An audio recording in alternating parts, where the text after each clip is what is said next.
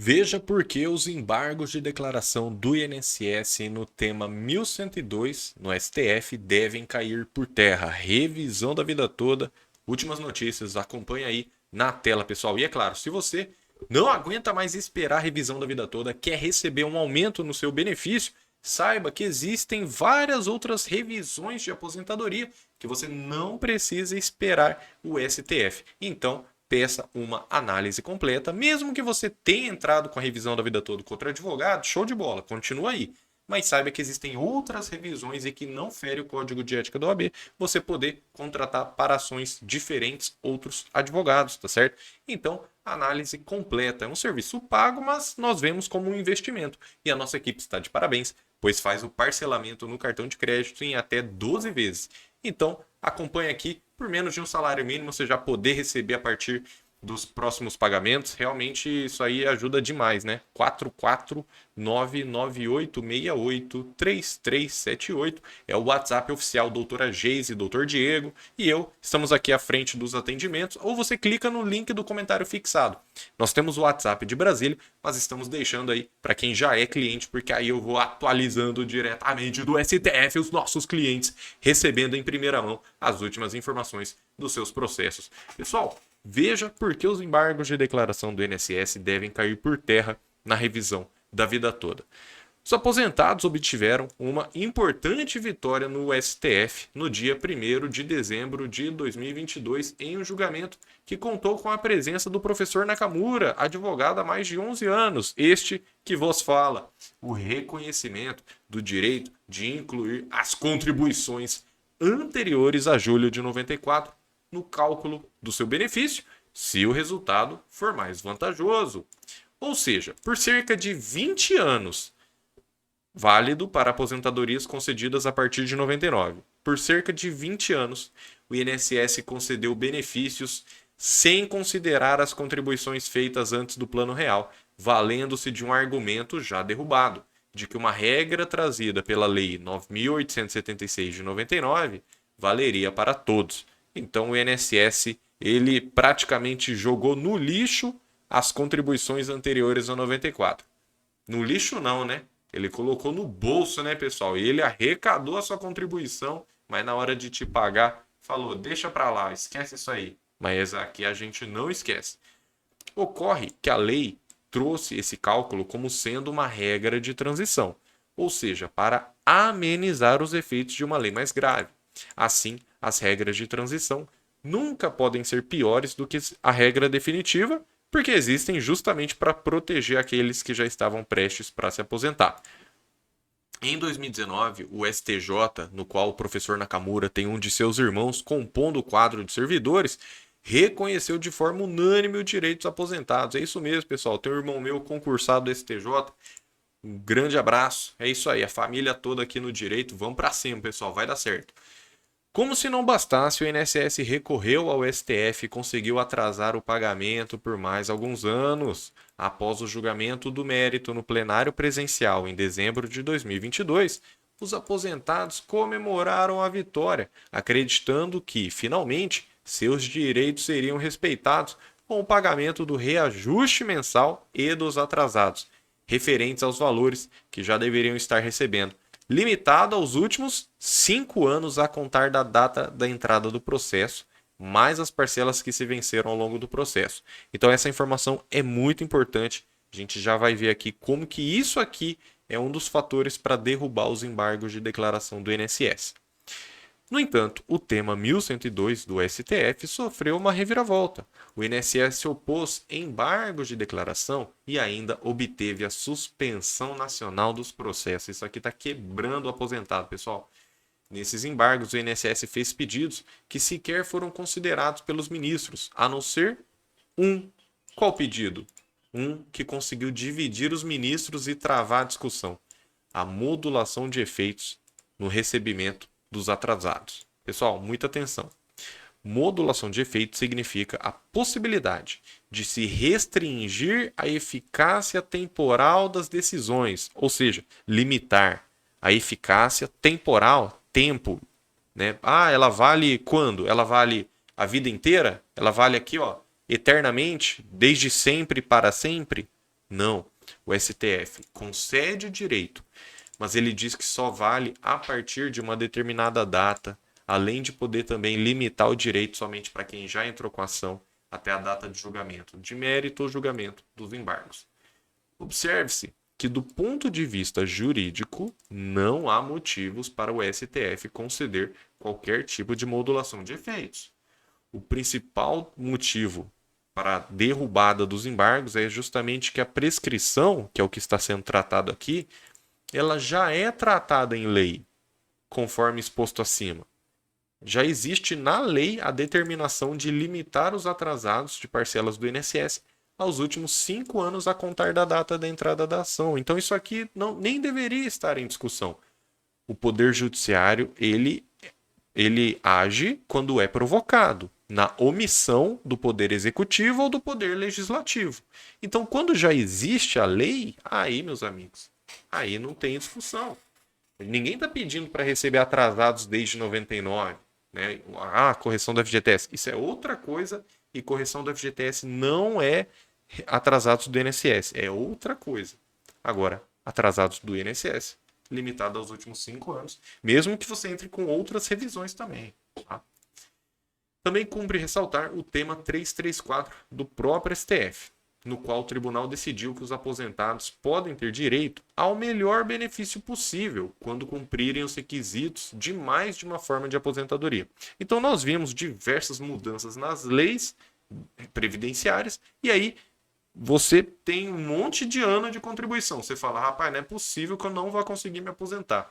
Você vai, né, verifica todos esses cálculos, todos esses períodos, verifica a contagem da forma correta e vê que, poxa, caiu mais de uma regra aqui. Então, o STF já decidiu que você tem direito a escolher o melhor benefício possível que você cumprir os requisitos. Isso é exatamente o motivo no qual a revisão da vida toda também se enquadra. Afinal, você tem lá duas formas de cálculo, antes, incluindo anterior a 94 e sem incluir o anterior a 94. Tem a lei que trouxe a regra definitiva e tem a lei que trouxe a regra de transição. Então, tem duas leis coexistindo, existindo ao mesmo tempo. O que o INSS fez? Esqueceu uma das regras. Esqueci, nossa, como eu sou distraído. E aplicou só uma para todo mundo, independente de fazer cálculo, independente se era vantajoso. Só que, como o STF já decidiu, você cumpriu mais de um requisito, né? Você cumpriu requisitos de mais de uma forma de cálculo, você tem direito ao melhor benefício. Ou seja, não houve mudança de jurisprudência. Deve ser respeitado o princípio da segurança jurídica e o interesse social das decisões. Isso também está na lei, pessoal. Vale dizer que nem todos os julgamentos do STF são favoráveis aos pedidos dos aposentados, como foi o tema da desaposentação. Então, realmente, nós temos derrotas no STF, né? E não são poucas, né, pessoal? Só que assim, embora não concordem, os advogados dos aposentados recorreram até onde foi possível, mas respeitaram a decisão do STF. Então, por que quando o INSS é derrotado é diferente? Então, a gente fez de tudo na desaposentação, né? Lutamos, recorremos, fizemos grupos de estudo, mas não deu. Comunidade jurídica atuando em peso, mas não deu. Aí transitou em julgado, os advogados respeitaram. E por que quando o INSS perde é diferente? Ele não simplesmente cumpre a decisão judicial.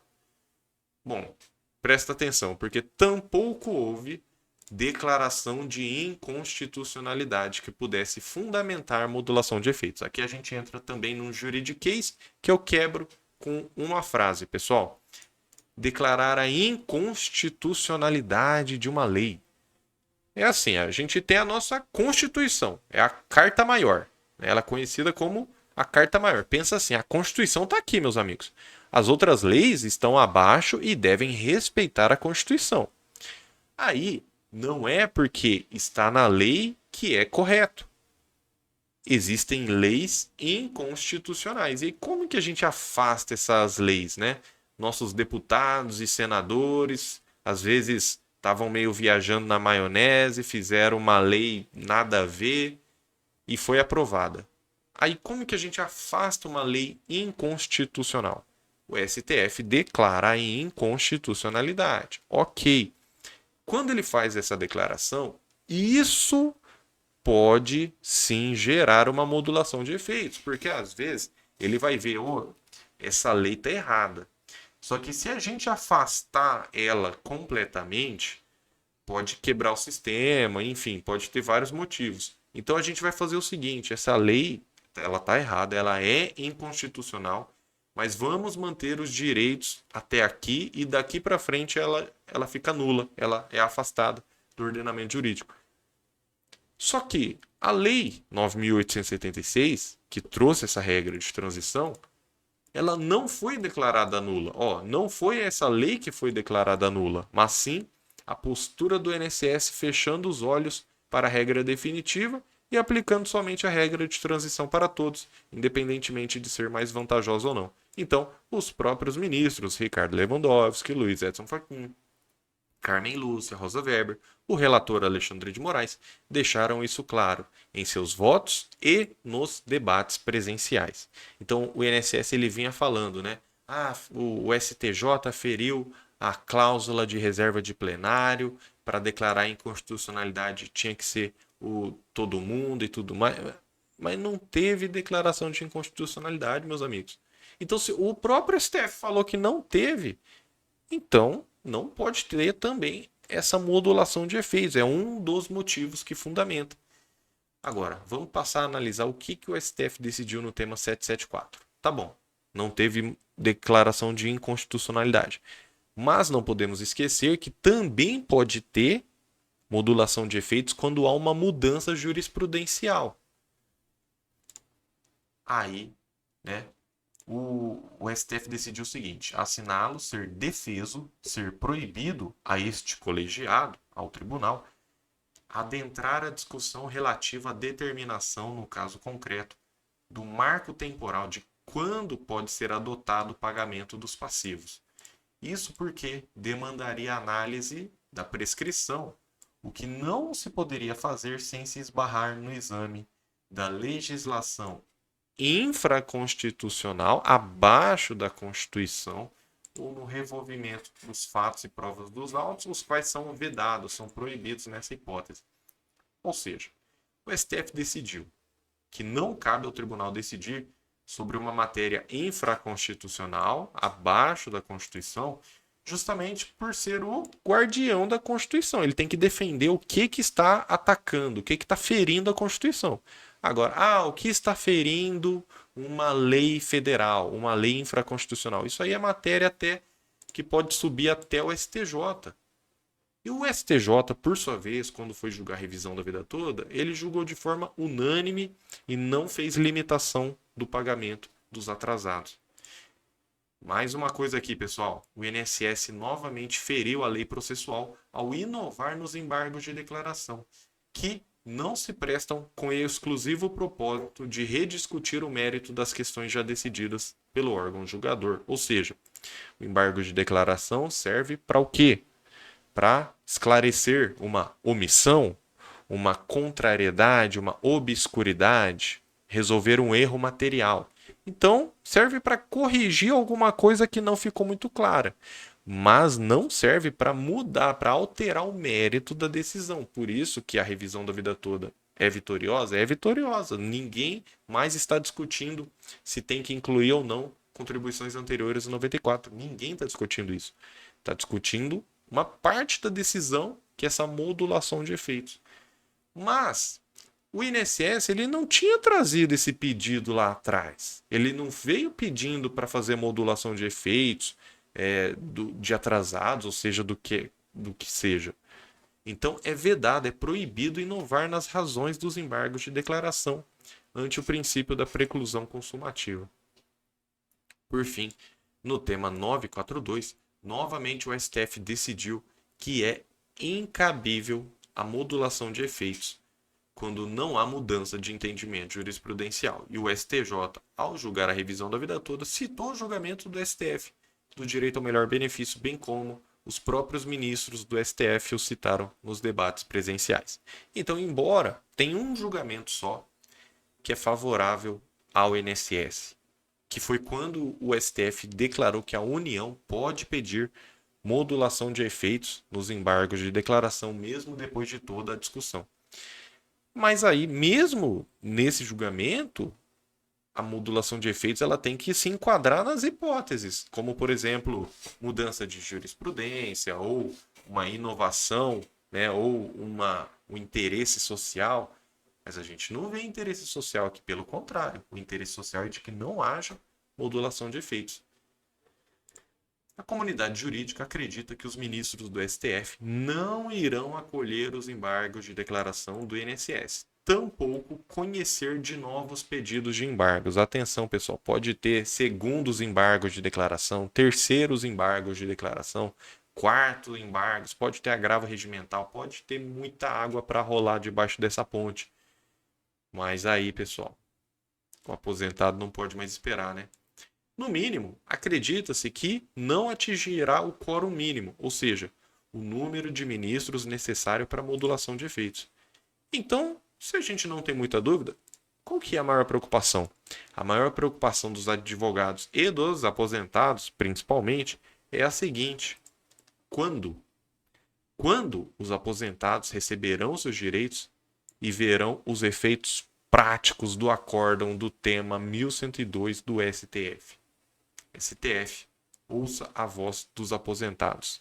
Que Deus abençoe a todos. E para você dar a entrada na sua revisão da vida toda ou análise completa de outras revisões que não precisa esperar o STF, WhatsApp 44998683378 ou você clica no link do comentário fixado, tá certo?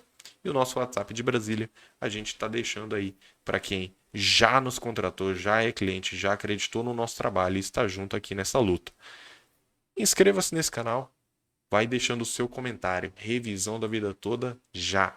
STF, ouça a voz dos aposentados. Os aposentados já ganharam esse processo no dia 1º de dezembro.